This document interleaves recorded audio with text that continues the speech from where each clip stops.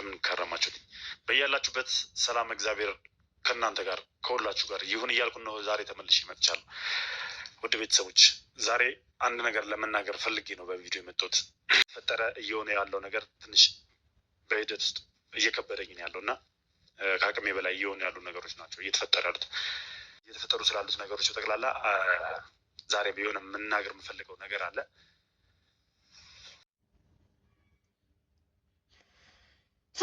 ሰላም ጤና ይስጥልኝ። ውድና የተከበራችሁ ውድ ናችሁ የኔ ቤተሰቦች እንዴት ናችሁ? ሰላም ናችሁ? ሰላማችሁ በያላችሁበት የዓለም ዳርቻ ሰላምና ፍቅር ያምጣላችሁ እያልኩኝ ዛሬ በማይታመን ነገር ሁላችሁም የማታምኑት የማትጠብቁት ሰው ነው እየላችሁ የመጣሁት። ዛሬ ሲያገጣጥም ይችን ሴትዮ ምንድነው ከእሷ ጋር ጥላቻ አለብሽ ወይ ምናምን ልትሉ ትችላላችሁ ግን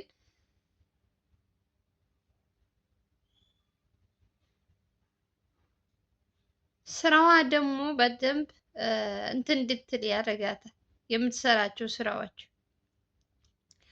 ዛሬ ምንድነው በጣም እኔ ደስ ያለኝ ነገር ልዑል በአይኑ ማየት ስለቻለ ደስ ብሎኛል። እንግዲህ ልዑላችን አበበን ጠይቆ ከሐኪም ቤት ልክ ሲወጣ ፊት ለፊት ከማን ጋር ቢገናኙ ጥሩ ነው?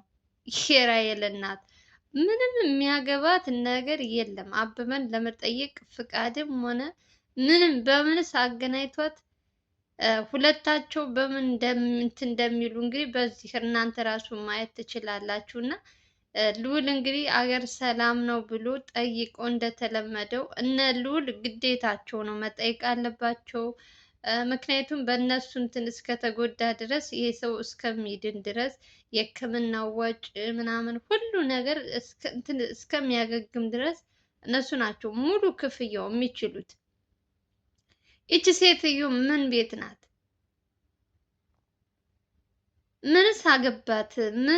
እኔ የእውነት አንዳንዴ በተደጋጋሚ የእሷን ስም ስጠራት ጥላቻ አለባት ምናምን ልትዩ ትችላላችሁ። ግን እኔ የትም አላውቃትም ሴትየዋ። ለነ ልዑል የምታደርጋቸውን ነገሮች በጣም ያበሳጩኛል፣ በጣም ያናድዱኛል። ምክንያቱም በማያገባት እንደ ምንድን ነው እንደምን እርጎ ነው ጥልቅ ስለምትል ነው ሴትየዋ። እኔ 10 ጊዜ እሷን እንትን ምላት። ዛሬ ልዑል ጠይቆ ከሐኪም ቤት ልክ ሲወጣ በር ላይ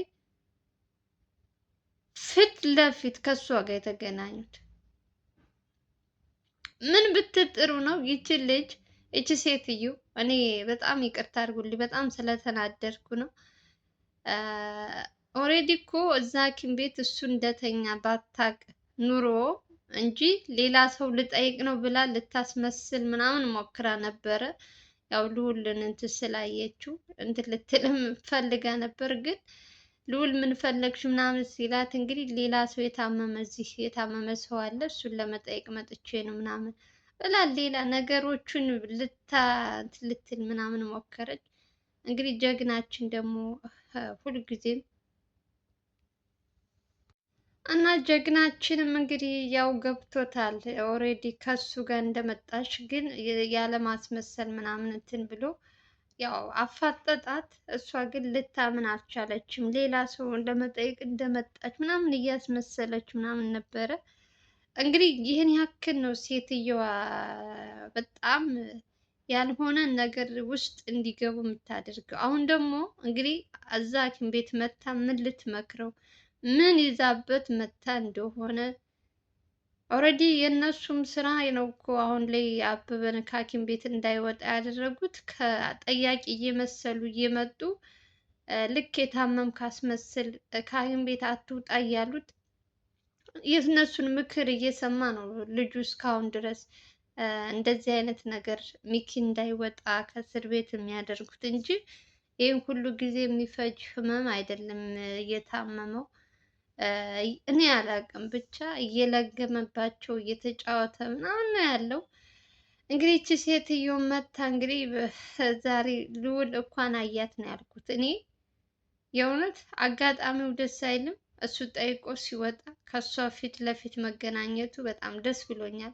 ቢያንስ እያየ ልዑል ይጠነቀቃል ብዬ አስባለሁ። ኦሬዲ ይቺ ሴት ከዚህ በፊትም እነ ልዑል ጋር ቤት አስቀምጠው ሳለ በጣም የድፍረቷ ድፍረት አይታችኋል። ልዑልም ሲያወራ ሰምታችኋል። መኪና ይዛ መታ ለማስመለጥ ታምራትንና አበበን ለማስመለጥ እዛ ጠብቆ የተባሉትን ልጆች ብር ሰጥተው ምናምን ብዙ ነገሮች ስታረግ ነበር፣ ግን አልተሳካላትም በዛ ሰዓት። ሞር ደግሞ ከዚህ በፊትም እንደዚህ አድርጋለች እና ያው እየታየች ራሱ ፊት ለፊት እያዩት ራሱ እሷ ላይ ለምንድን ነው ውሳኔ እንደማይወስኑባት ለምን እንትን እንደማትታሰር አላቅላትም። ግን ደግሞ ልዑል ማየቱ ደስ ብሎኛል። እንዲጠነቀቅ ያደርጋል። የልዑል እዛ አበበን የሚጠብቁ ሰዎች መድቧል፣ አስቀምጧል። ግን ደግሞ ጥያቄ እየመሰሉ እንግዲህ የሚገቡትን አትገቡም ምናምን ማለት አትችሉም። ሐኪም ቤት ነው፣ ማንም ሰው ነው የሚገባው።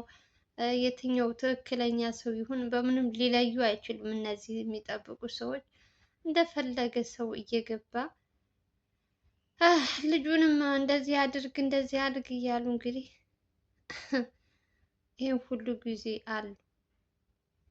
መጨረሻችን ምን እንደሚሆን አላውቅም። የእውነት በዚህ ልክ የሰው ልጅ ግነት ለምንድን ነው ተንኮል እናንትን የሚያስበው?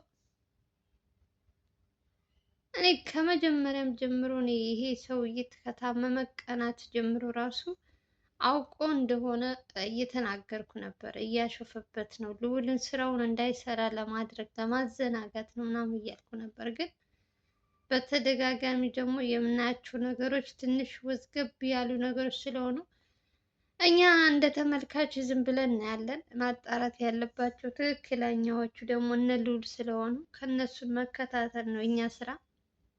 የዚህ ሴትዮ ደግሞ በጣም ሲብዝ እኔ አላቅም። ብቻ የእውነት አጋጣሚ ነው ምናምን ለማለት ሁሉ ሞከረች፣ የውሸቷን ማለት ነው።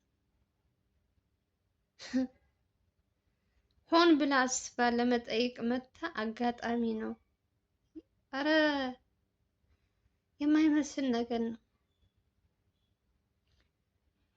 ምን ይዛለት እንደምትመጣ ራሱ እኮ አይታወቅም። ሲጀመር ደስ የሚለው ነገር እዛ ሐኪም ቤት ሲገቡ ምግብም ሆነ ምንም ቀምሰሽ ነው የምታስገቢው። እስር ቤትም ልክ እንደዛ ማለት ነው። ቀምሰሽ ነው ምግብ የምታስገቢው። እና እኔ አላውቅም ብቻ የእውነት ለሚኪ ነው እኔ እያዘንኩለት ያለው ለሚኪ እና ለልዑል እንጂ ስለ አበበ ህመም ስለ እንትን እነ ልዑል ለምንድን ነው እንትን የሚሉት ምናምን ልትሉ ትችላላችሁ። ግን ልዑል እንግዲህ ባለፈውም ተናግሯል። ልዑልም ሙሉ ክፍያውን የሚችሉት እነሱ ናቸው። በእነሱ እጅ በእነሱ ሰው ጉዳት ስለደረሰበት እስከሚድን ድረስ መንከባከብ ግዴታቸው ነው። በህግ ያስጠይቃቸዋል። ለዛም ይመስለኛል ልዑል እንግዲህ ከታመመ ቀን ጀምሮ እየተመላለሰ ጠዋትና ማታ የእሱን ደህንነት የሚጠይቀው እንጂ ከያበበ ውለታ ኑሮበት ምናምን አይደለም። በጣም እንደሚጠላውም ታውቃላችሁ። ግን ደግሞ ግድን ግድ ምን ሲለው የግዴታ ሄዶ ይጠይቃል። ሰውም ቀጥሮ እንግዲህ እሱን እየጠበቁ አሉ። ይህ ሁሉ ቀናት ሁሉ እንግዲህ እየተጫወተባቸውም ቢሆን እንግዲህ ልዑል ደግሞ ግዴታውን እንግዲህ እየተወጣ ነው ያለው። የዛሬው ደግሞ አጋጣሚ ደግሞ ትንሽ ወጣ ያለ ነው። በዚህ ሴትዮ ላይ መቼ እንደሚወሰንባት እኔ በጣም በእሷና በዛ ሰውዬ አላቅላቸውም። የእውነት የሆነ ነገር ተወስኖባቸው ማየት እፈልጋለሁ። በተደጋጋሚ የሚሰሩት ስራ ከአንዴም በተለይ ይቺ ሴትዮ በጣም ብዙ ጊዜ ፊት ለፊት እየታየች ራሱ ምንም አይነት ነገር አልተደረገባትም። እንደፈለገች እየተንቀሳቀሰች ነው። ነገ ምን እንደምታደርግ አይታወቅም። ዛሬ እንግዲህ አሁን ዛሬ ፊት ለፊት ስለታየች ነው እንጂ አሁን እስከ ዛሬ መታ አልጠየቀችውም ማለት አይደለም። ትጠይቀዋለች። ግን ደግሞ ዛሬ እንደ አጋጣሚ ሆኖ በር ላይ ስለተገናኙ ነው ሌላ ሰው ምናምን እያለች ልዑልን ለመሸወድ ምናምን የምትሞክረው። በጣም ነው የሚያሳዝነው። የእውነት ሰው ክፉ ነው በጣም። ማንን እንደምታምኑ ራሱ አላውቅም።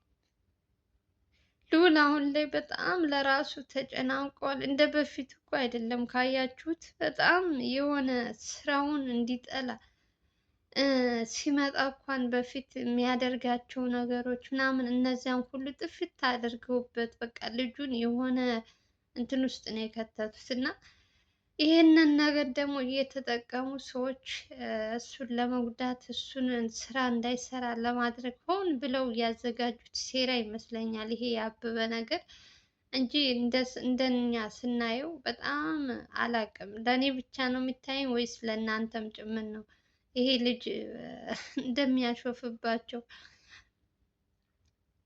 ሞር ደግሞ ሚኪ ካያችሁ እንግዲህ ሚኪ በጣም በለዚህ ልጅ በአበበ ጉዳይ ብዙም እንትን የለባቸውም።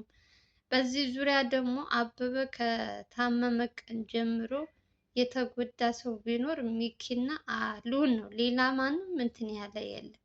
ሁለታቸው ከስራቸው ከምናቸው ሁሉ ነገራቸውን አጥተው ነው የተቀመጡት። ግን አሁንም ቢሆን ይሄን ነገራቸውን እየተጠቀሙ ያው የእነሱን ቪዲዮ እንግዲህ የሚከታተል ብዙ ሰው ነው።